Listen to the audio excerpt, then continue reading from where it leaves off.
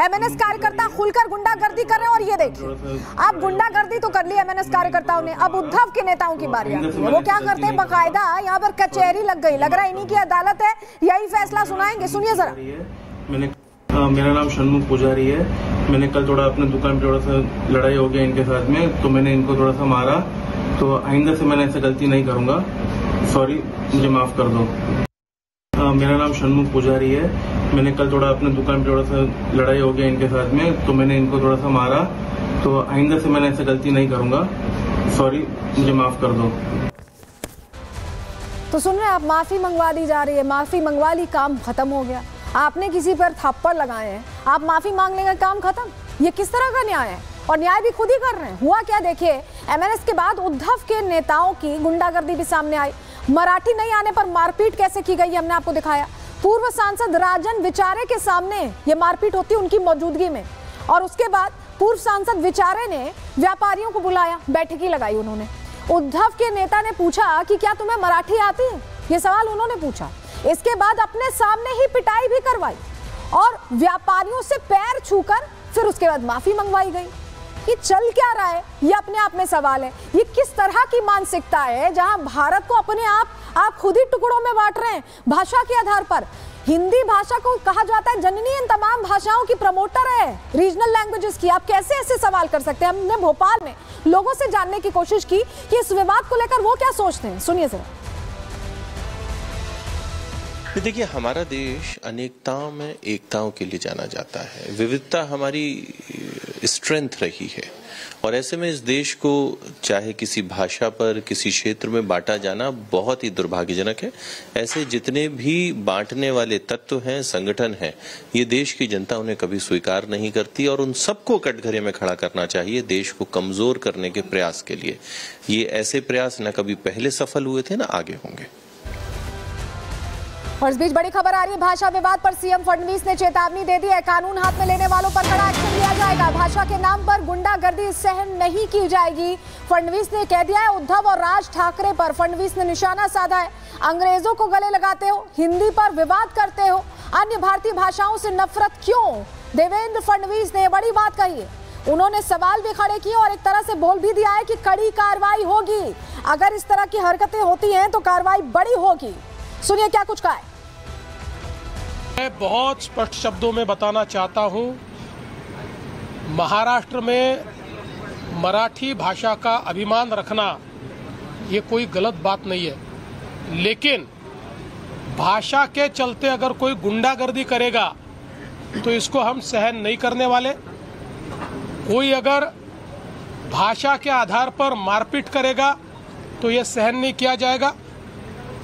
जिस प्रकार की घटना हुई है उसके ऊपर पुलिस ने एफआईआर भी किया और कार्रवाई भी की है, और आगे भी अगर कोई इस प्रकार से भाषा का विवाद करेगा तो उसके ऊपर कानूनन कार्रवाई होगी। हमको हमारी मराठी का अभिमान है, लेकिन भारत की किसी भी भाषा के साथ इस प्रकार से अन्याय नहीं किया जा सकता, ये भी हमको ध्यान में रखना पड़ेगा। और मुझे तो कभी कभी आश्चर्य होता है कि ये लोग अंग्रेजी को गले लगाते हैं और हिंदी के ऊपर विवाद करते हैं। ये कौन सा विचार है और ये किस प्रकार की कार्रवाई है? इसलिए इस प्रकार से जो लोग ऐसा कानून हाथ में लेंगे, इनके साथ कड़ी कार्रवाई की जाएगी। एमएनएस कार्यकर्ता खुलकर गुंडागर्दी कर रहे हैं और ये देखिए, अब गुंडागर्दी तो कर ली एमएनएस कार्यकर्ताओं ने, अब उद्धव के नेताओं की बारी आती है। वो क्या करते हैं, बकायदा यहाँ पर कचहरी लग गई, लग रहा है इन्हीं की अदालत है, यही फैसला सुनाएंगे। सुनिए जरा। मेरा नाम षणमुख पुजारी है। मैंने कल थोड़ा अपने दुकान पे थोड़ा सा लड़ाई हो गया इनके साथ में, तो मैंने इनको थोड़ा सा मारा। तो आइंदा से मैंने ऐसे गलती नहीं करूंगा, सॉरी, मुझे माफ कर दो। मेरा नाम षणमुख पुजारी है। मैंने कल थोड़ा अपने दुकान पे थोड़ा सा लड़ाई हो गया इनके साथ में, तो मैंने इनको थोड़ा सा मारा। तो आइंदा से मैंने ऐसे गलती नहीं करूंगा, सॉरी, मुझे माफ कर दो। तो सुन रहे हैं आप, माफी मंगवा दी जा रही है, माफी मंगवा ली, काम खत्म हो गया। आपने किसी पर थप्पड़ लगाए हैं, आप माफी मांग लेंगे, काम खत्म। ये किस तरह का न्याय है? और न्याय भी खुद ही कर रहे हैं। हुआ क्या देखिए, एमएनएस के बाद उद्धव के नेताओं की गुंडागर्दी भी सामने आई। मराठी नहीं आने पर मारपीट कैसे की गई हमने आपको दिखाया। पूर्व सांसद राजन विचारे के सामने ये मारपीट होती उनकी मौजूदगी में। और उसके बाद पूर्व सांसद विचारे ने व्यापारियों को बुलाया, बैठकी लगाई उन्होंने।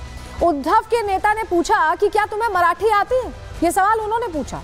इसके बाद अपने सामने ही पिटाई भी करवाई और व्यापारियों से पैर छूकर फिर उसके बाद माफी मंगवाई गई।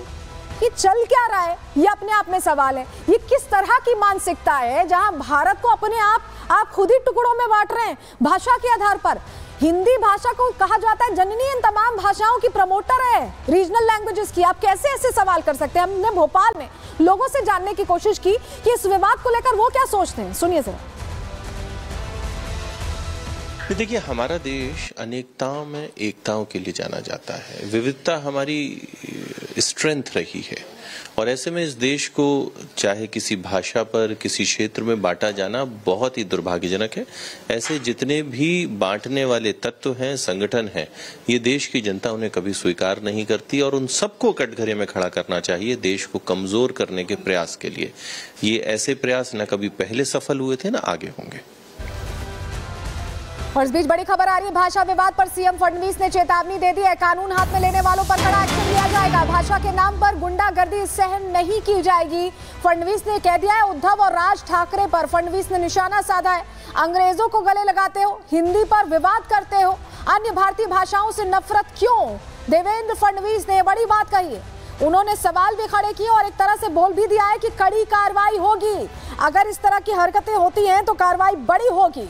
सुनिए क्या कुछ कहा है।